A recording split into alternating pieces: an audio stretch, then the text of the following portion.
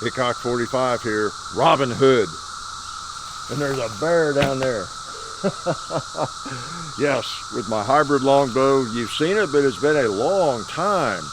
Not had this thing out in years for your enjoyment. So I thought I'd bring it out, talk a little bit about pulleys and wheels, you know, compound bows, the ones you see the most. If you're not familiar with archery, but you go to sporting goods stores, you know, you've seen most of the bows have the wheels and pulleys, and they're short and small and light and really cool, work well, all that kind of thing.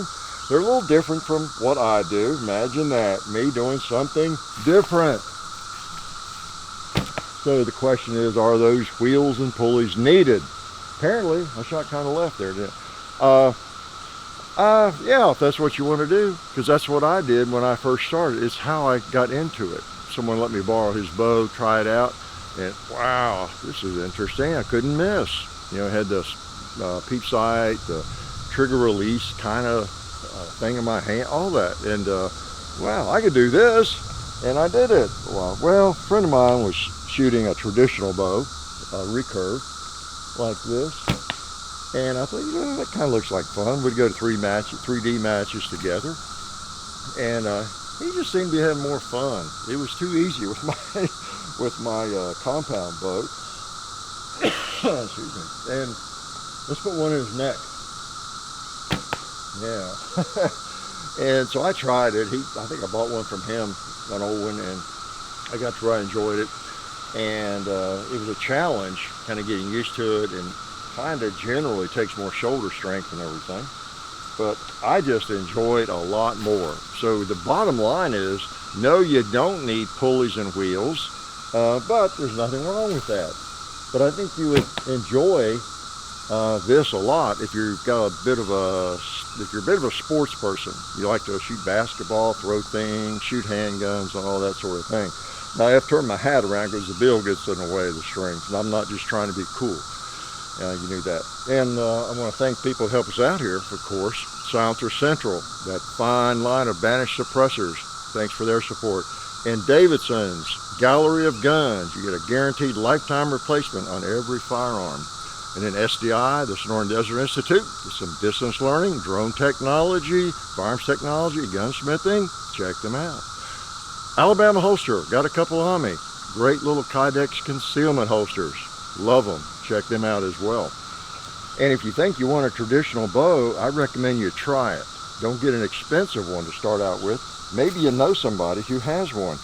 And I'll tell you the problem, everybody gets overbowed, they get one too much poundage, so try one that's low poundage, because you don't have that thing you have with a compound bow where you pull back to a certain point and then it gets easier. Nah, not so much with one of these. So this one's only about, what, 55 pounds? I almost forget.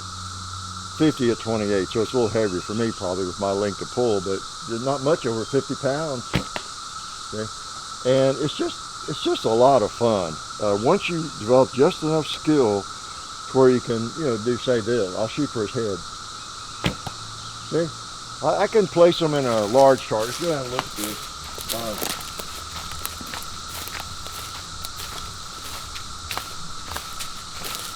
So if you focus on it, I mean, you can hit where you want to hit. And as far as hunting goes, people who hunt, they know. Look at these cicada shells and all that stuff. I should have picked one of those off, shouldn't I? That was really good.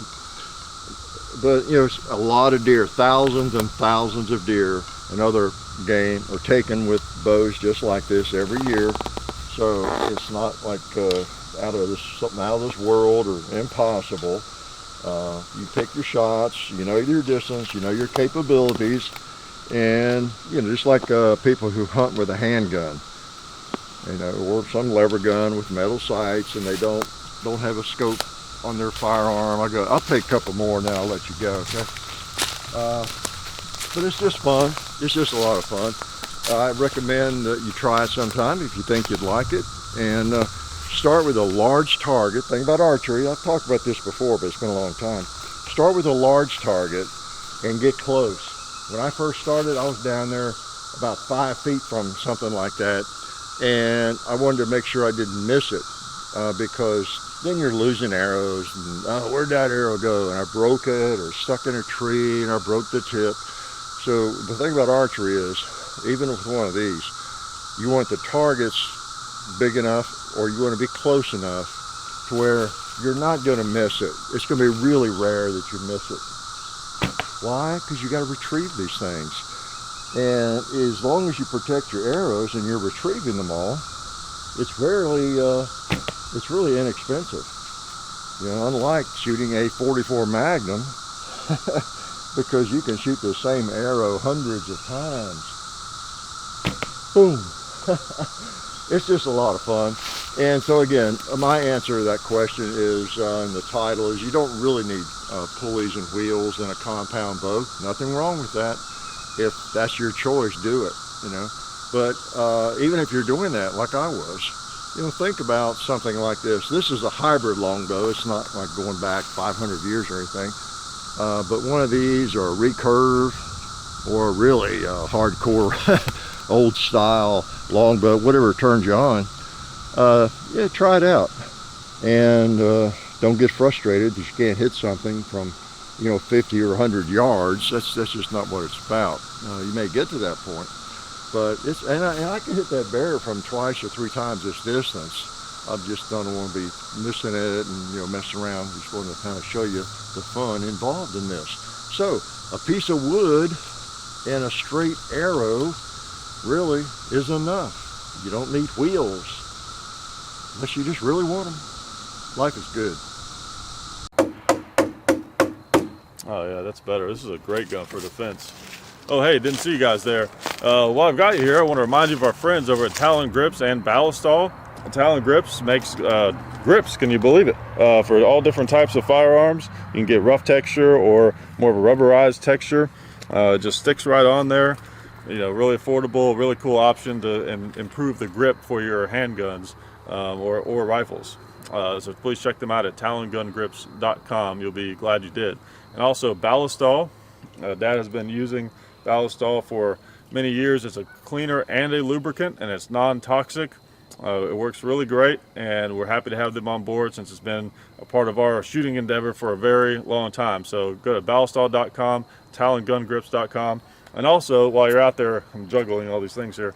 Also, while you're on the internet, please do check out our other social media like Hickok45 on Facebook. There's also Hickok45 on Twitter, The Real Hickok45 on Instagram. There's a John_Hickok45 on Instagram where I do some things.